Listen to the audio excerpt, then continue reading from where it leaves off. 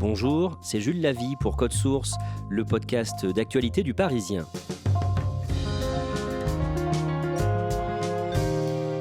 Le procès des attentats du 13 novembre se poursuit à Paris. Entre fin septembre et fin octobre, environ 350 parties civiles se sont succédées à la barre. Dans Code Source, nous avons choisi d'évoquer une petite partie de ces témoignages, scène de crime par scène de crime. Aujourd'hui, le Bataclan, où un commando de 3 terroristes a fait 90 morts et des centaines de blessés. Avec nous, dans Code Source, les 3 journalistes du service police-justice du Parisien qui se relaient pour couvrir cette audience historique, Pascal Aigret, Louise Colcombé et Timothée Boutry.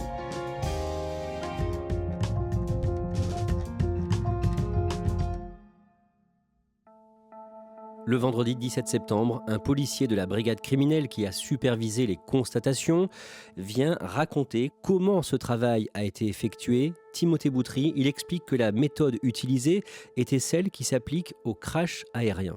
Il dit que la scène est évidemment totalement incroyable avec autant de corps enchevêtrés.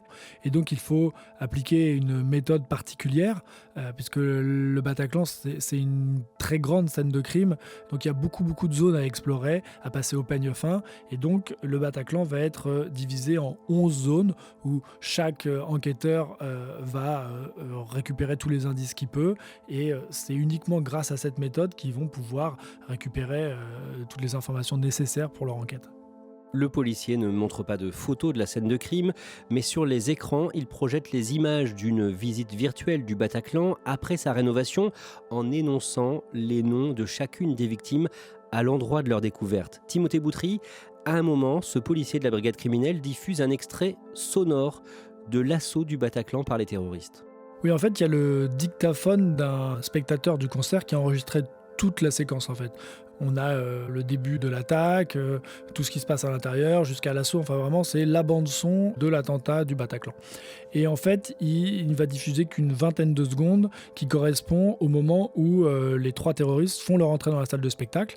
Alors au départ, il y a de la musique, c'est la chanson Kiss the Devil de Eagles of Death Metal. Et puis on entend des bruits, tac, tac, tac, tac. C'est un son très très clair d'armes automatiques. On sent que la musique s'arrête, il y a l'ampli qui se met sur le Larsen. Et puis voilà, on a le début de ces rafales de tir. Et ça dure que 20 secondes, mais on imagine ce qui va se passer, on sait ce qui va se passer, et c'est assez effroyable, parce qu'on sait que chaque rafale, c'est autant de corps qui tombent par terre.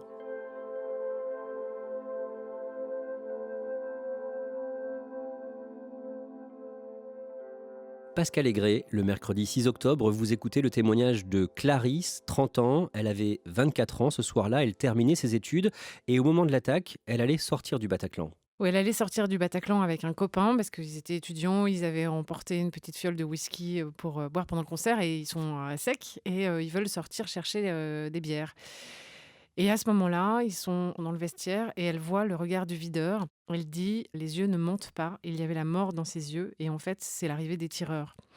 Elle comprend tout de suite qu'il faut fuir. Elle part vers la fosse à toute vitesse dans une sorte de course effrénée et de sidération. Un peu plus tard, Clarisse se réfugie au 2e étage. Elle pousse une porte, avec difficulté, parce que quelqu'un résiste derrière et finit par ouvrir. Et en fait, on est vraiment au tout début de l'attaque. Et elle s'engouffre dans ce qu'elle pense être un échappatoire et qui est en fait un escalier qu'elle grimpe. Et en haut, elle se retrouve dans une loge fermée, un piège. Elle dit « je ne veux pas mourir dans cette loge en plaque au plâtre pourri ». Alors ça fait un peu sourire la salle alors qu'on entend quelque chose de très dur. Et elle grimpe sur les toilettes et elle se met à défoncer à coups de poing avec furie le faux plafond. En fait, Clarisse, avec cette énergie qu'on sent à la barre, elle a une fraîcheur aussi assez incroyable. Elle a ouvert la voie ce soir-là des combles à des dizaines de personnes qui vont grimper derrière elle, qu'elle aide au début à monter et tout le monde va se cacher dans les combles en attendant l'issue de la prise d'otage. Louise Colcombé, parmi les témoignages, le même jour, il y a celui d'Edith, 43 ans. Edith s'était cachée au balcon sous des strapontins, recroquevillée en position fétale. Elle détaille ce qu'elle aperçoit et ce qu'elle entend. Elle est plaquée au sol et elle est toute recroquevillée, donc elle n'a plus que l'ouïe en fait. Elle aperçoit les chaussures en fait d'un des terroristes qui monte à l'étage et qui de là en fait va tirer au coup par coup sur la fosse. Elle a cette odeur de sang et de poudre qui la prend au nez, que tous décrivent très bien, mais elle aussi. Et là, c'est terrible parce qu'elle raconte ce coup par coup et Voilà, elle entend un gémissement, elle dit un gémissement, une supplication, c'est un tir. Un téléphone qui sonne, c'est un tir. Un cri, un tir. Voilà, il y a un côté inéluctable et elle se dit on est foutu, on va jamais s'en sortir. Edith n'a pas été blessée physiquement, mais elle décrit à quel point sa vie a été bouleversée par l'attentat. Oui, en fait, elle a pensé pendant toute l'attaque qu'elle allait mourir, clairement. Elle a été protégée aussi en partie par un inconnu, mais elle se dit je devrais aller bien puisqu'en fait je suis pas blessée. Et elle se rend compte qu'en fait ça va pas du tout. 9 jours après l'attentat, elle a envie de se jeter sous les roues d'une voiture. Elle se met à boire, à prendre des médicaments. Donc ça va avoir des répercussions énormes sur sa vie. Sur sa vie de maman, elle dit qu'elle devient une mère fantôme, qu'elle n'arrive plus à rendre l'amour qu'elle devrait autant à son mari. Elle va perdre son boulot, ce qui va entraîner des conséquences financières, un déménagement de Paris. Elle avait souhaité avoir un deuxième enfant, elle était déjà maman. Elle tombe enceinte et en fait elle se dit je peux pas imposer ça à une mère fantôme, un deuxième enfant. Et donc la mort dans l'âme, comme elle l'a dit à la barre, elle a avorté. Le lendemain, Pascal Aigret, vous écrivez un article sur les témoignages des gueules cassées du Bataclan. D'abord celui de Pierre Sylvain, 48 ans, le soir du massacre. Lui et son amoureuse Hélène, ils étaient ensemble depuis 2 mois, ont tous les deux été touchés à la tête.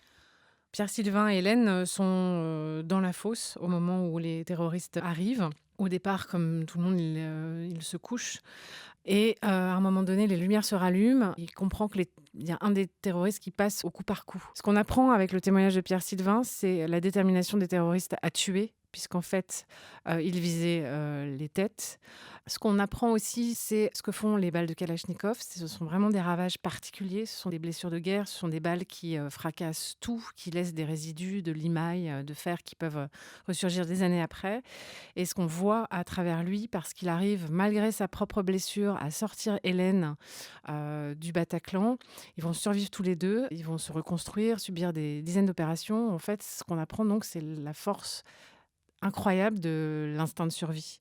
Louise Colcombé, autre gueule cassée à la barre ce jour-là, Gaëlle. Gaëlle se souvient qu'elle entendait des « Oh mon Dieu » au passage de son brancard. Gaëlle, elle a été blessée dans les tout premiers tirs parce qu'elle est au bar avec son amoureux de l'époque, qui est d'ailleurs décédé très vite. Et en fait, elle sent pas sa propre blessure au départ. En fait, elle veut se dégager parce qu'elle est enchevêtrée au milieu des corps parce que tout le monde fait semblant d'être mort. Et elle veut dégager une chaussure. En fait, elle sent qu'en fait, elle a plus de joues en fait. Et donc voilà, elle comprend qu'elle a plus de visage. Donc on l'évacue. Mais elle s'est pas vue, bien sûr. Elle entend ces « oh mon Dieu » qui sont glaçants. Et ce terme de gueule cassée, c'est la première chose qu'elle entend en se réveillant quand le chirurgien la regarde et lui dit « voilà, vous êtes ce qu'on appelle une gueule cassée ». Gueule cassée, c'est le terme qu'on avait utilisé pour ces soldats de la Première Guerre mondiale qui n'avaient plus de visage. Et d'ailleurs, elle va expliquer qu'elle va bénéficier de cette chirurgie qui a été un peu inventée à ce moment-là. Elle a subi 40 opérations, elle a 40 ans. Ça n'en finit plus, elle a des infections. Enfin, c'est à la fois, elle a une force qui est vraiment palpable à la barre et en même temps, on sent un peu une forme de désespoir qui est très poignant parce que ça n'en finit jamais. Elle peut pas croquer une pomme. Elle dit mon rêve, c'est de croquer une pomme, c'est d'embrasser sans faire peur, c'est de pouvoir, ne serait-ce que boire un café sans que ça dégouline partout. Des choses de la vie de tous les jours. Qu'elle, c'était vraiment un témoignage très poignant. Timothée Boutry, parmi les témoins à la barre le lundi 11 octobre, il y a Maureen Roussel, 34 ans, une assistante maternelle qui était avec son mari et une amie le 13 novembre 2015 au Bataclan. Elle parle notamment d'un sentiment de culpabilité. Oui, alors c'est un sentiment qu'on retrouve chez de très très nombreux rescapés qui défilent à la barre. Et Maureen, par exemple, c'est l'histoire d'une de ses voisines au concert qu'elle ne connaissait pas. Elle dit une jeune fille avec des cheveux clairs, un chandail, qu'elle a repéré au début du concert et qui va prendre une balle très vite et qu'elle va le voir allongé à côté d'elle. Et à partir du moment où il y a une fenêtre pour s'extraire du Bataclan avec son mari, elle voit cette jeune fille et elle se dit est-ce que je sors sachant que j'ai une enfant ou est-ce que j'aide cette personne et finalement je fais le choix de sortir. Et ça, c'est une culpabilité. Elle n'oublie pas cette jeune fille dont elle apprendra plus tard qu'elle a survécu. Maureen Roussel est une figure connue pour les rescapés du Bataclan. Elle a fondé l'association de victimes Life for Paris.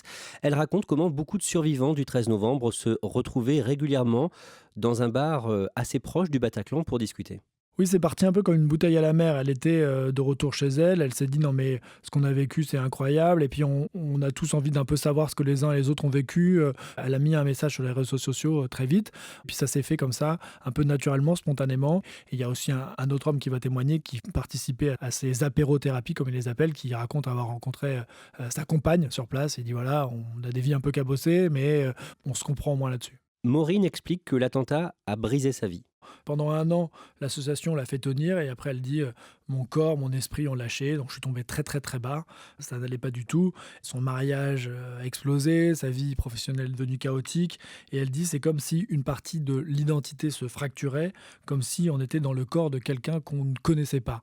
Elle dit qu'en fait le travail le plus difficile là-dedans c'est de faire le deuil de sa propre vie, de ses propres espérances, de sa vie rêvée en fait, et que on se retrouve face à un puzzle et à partir de là il faut reprendre des morceaux et reconstruire une nouvelle vie. Malgré ça, elle veut rester combative.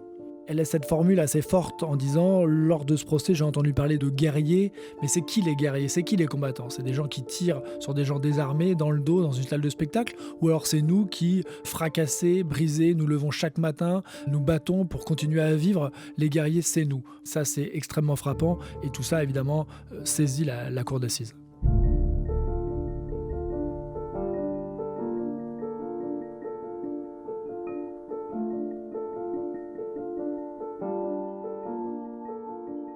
Timothée Boutry, une scène incroyable est racontée le mardi 12 octobre à la barre par Guillaume.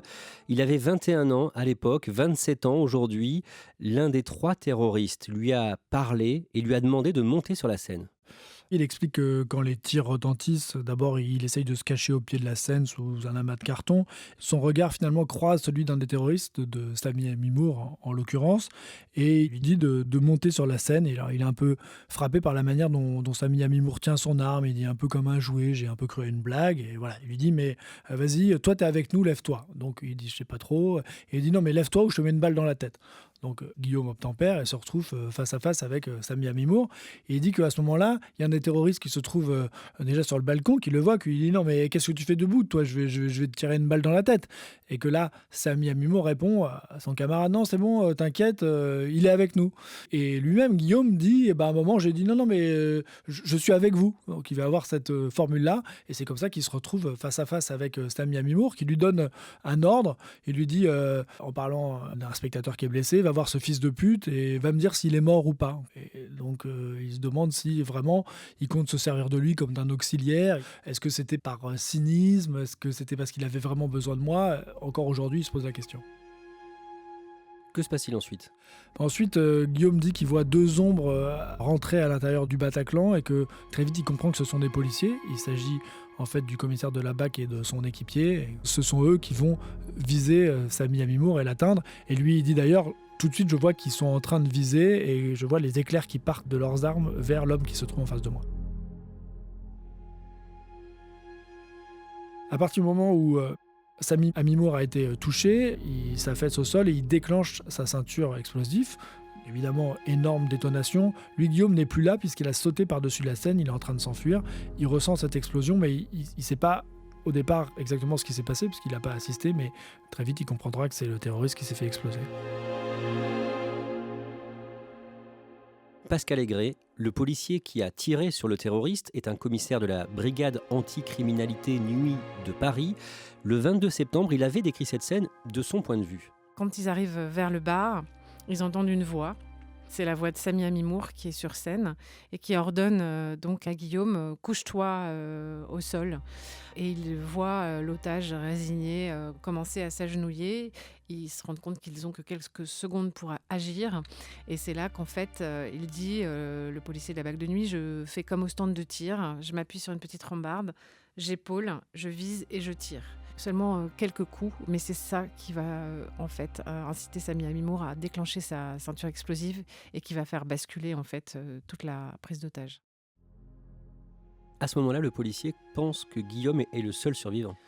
Oui, il a cette expression incroyable de dire qu'en fait, quand il rentre dans le Bataclan et qu'il voit cette fosse avec des corps enchevêtrés parfois sur plus d'1 mètre de hauteur, la question qui se pose, c'est mais comment ont-ils fait pour tuer autant de gens en aussi peu de temps ? Et donc, il pense que celui qui est sur la scène et qui est menacé par le terroriste est l'un des derniers survivants. Louise Colcombé. L'intervention du commissaire de la BAC nuit en fait fait basculer la soirée parce que les 2 autres terroristes qui voient leurs collègues exploser en bas sont un peu décontenancés et du coup ils vont arrêter de tirer sur la fosse et ils vont se réfugier dans un couloir avec des otages. L'un des témoins tient à se montrer optimiste. Le mercredi 13 octobre, Timothée Boutry, prénommé François Dominique, il est avocat, il avait 30 ans au moment de l'attaque et le soir de la tuerie, il était seul au Bataclan. Il pense que ça l'a aidé. Oui, c'est un témoignage qui détonne un petit peu dans la masse de tous ceux qu'on a pu entendre. Lui dit la vie est belle en fait. Je m'en suis sorti en un seul morceau. J'ai pas été blessé physiquement. Finalement, ça va bien quoi. Alors il explique qu'il était tout seul parce que sa femme devait initialement l'accompagner, mais elle avait perdu sa grand-mère peu de temps auparavant et donc elle n'était pas venue. Et il dit moi j'ai agi en mode égocentré. Je pensais qu'à moi et si j'avais eu mon épouse, j'aurais peut-être pas été aussi agile, aussi impliqué pour pouvoir m'extraire aussi facilement de la salle. Et il dit moi je pense que ça m'a sauvé et c'est comme ça que j'ai réussi à m'enfuir. Qu'est-ce qu'il fait juste après s'être enfui du Bataclan? Il prend un taxi, il rentre chez lui et il décide de ressortir tout de suite dans Paris, un peu pour conjurer ce qui vient de se passer, pour pas rester enfermé là-dedans. Et c'est sa manière de passer outre l'attentat. Et il dit aussi, on avait le projet avec ma femme de quitter Paris, enfin avec ma fiancée, et là je lui conjure de partir. Et le fait est qu'ils ont effectivement quitté Paris pour s'installer en province. Il y a un moment à la barre où François Dominique semble quand même rattrapé par l'émotion. Parce que depuis l'attentat, il a eu un enfant. Et là, il dit, moi, je pense à tous ces parents qui viennent témoigner de la perte d'un enfant. Et il dit, moi, maintenant, depuis que je suis papa, je n'ose imaginer ce que peut être la perte d'un enfant. Et là, il se met à sangloter, à pleurer. Et il dit, voilà, moi, j'ai évidemment infiniment de respect et de compassion pour tous ces hommes et ces femmes qui ont perdu des enfants lors de ces attentats. Et il paraît très fort, il est très fort. Il s'en est sans doute mieux sorti que d'autres, mais il n'en est pas sorti indemne non plus, évidemment. Pascal Aigret, le lendemain, la cour d'assises écoute deux jeunes hommes de 21 et 17 ans, Nino et Marius. Avec leur petit frère Lazare, ils ont perdu leur papa quand ils avaient 15, 11 et 6 ans. Leur père Nicolas est mort à 43 ans, assassiné dans la fosse du Bataclan. Il raconte vraiment avec des mots bruts les sentiments qui les ont traversés. Et est-ce qu'il est normal à 11, 15 ans de ressentir de la colère, de la rage, de la haine? Ils ont encore des troubles très importants aujourd'hui. Ils sont sous antidépresseurs. Ils sont suivis par des psychiatres. Malgré tout l'amour et les précautions que leur entourage leur apporte, on sent à quel point ces enfants disent le 13 novembre, j'étais un enfant et le 14 novembre, j'en étais un autre. Il y en a un qui exprime ça ainsi, il dit « Je me demande quel enfant je serais devenu si mon père n'était pas mort au Bataclan ». Le mercredi 20 octobre, vous retranscrivez dans Le Parisien le témoignage de deux amoureux qui viennent à la barre, l'un après l'autre. Hans, 43 ans, et Lou, 32 ans. Ils avaient 37 et 26 ans en 2015. Ils étaient un jeune couple. On voit qu'ils ont vécu chacun le 13 novembre et l'attaque de manière complètement différente. Lui a été grièvement blessé, à la fois par une balle qui lui a traversé tout le corps et s'est logée dans les poumons, et par une onde de choc d'une autre balle qui lui a fracassé l'arrière du crâne. Donc il reste sur place. Et elle, qui a mis des talons, une jupe, un chignon, qui par ailleurs pratique l'ultra-trail et qui sait courir, n'est pas blessée et va réussir à sortir du Bataclan. Et ensuite, elle va finir par le chercher pendant 2 jours. L'hôpital cherchait aussi de son côté à identifier ce blessé. Et finalement, Hans est vivant, il se retrouve.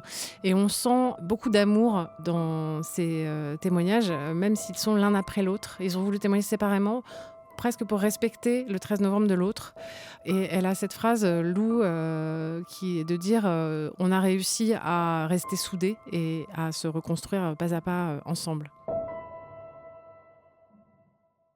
Louise Colcombé, quelques jours plus tôt, le lundi 18 octobre, vous avez signé un article sur ces dizaines de gestes d'entraide, d'humanité qu'il y a eu pendant la tuerie, même si bien sûr il n'y a pas eu que ça. On a ces témoignages de gens qui disent qu'ils en sont désolés d'ailleurs, qu'ils ont dû marcher sur des gens pour s'en sortir, pour sauver leur peau. Certains racontent qu'ils se sont fait marcher dessus aussi et qu'ils leur en veulent pas, parce qu'ils auraient fait sans doute la même chose. Mais on a aussi tous ces petits témoignages qui sont parsemés d'instants d'humanité, d'entraide. Une main qui prend une autre pour soutenir quelqu'un qui est blessé, et jusqu'à la libération par la BRI. Ça va être des regards qui sont échangés, des gens qui se sont inquiétés beaucoup de savoir si telle ou telle personne qui était à côté d'eux pendant le concert s'en est sortie, des gens qui ont repris contact entre eux. Voilà, quelqu'un qui protège un autre de son corps en se disant peut-être que je vais prendre les balles à sa place et puis ils verront pas la personne qui est derrière moi. On comprend qu'en fait ce jour-là, il y a quand même eu beaucoup de fraternité qui s'est exprimée, et ça c'est aussi très important de l'entendre au milieu de toute cette horreur. À la fin de cet article, Louise, vous citez un rescapé qui compare les survivants du 13 novembre à une famille. Parce qu'en fait, cette solidarité s'est exprimée pendant l'attaque, mais aussi après, puisqu'ils ont tous ce sentiment de décalage que personne ne peut les comprendre, à part évidemment ceux qui étaient avec eux, et qu'ils ont envie de retrouver parce que ce jour-là, ils ont vécu la même chose, que parfois ce sont des gens qui se sont aidés l'un l'autre, ils se sont retrouvés via les réseaux sociaux, etc., et notamment via les associations. Et c'est Nicolas qui raconte très bien comment ça l'a aidé. Il dit on forme une famille cabossée, dans laquelle on peut tous se comprendre et compter les uns sur les autres. Et il dit c'est à la fois terrible et merveilleux d'aimer autant des gens qu'on n'aurait jamais été amené à rencontrer autrement.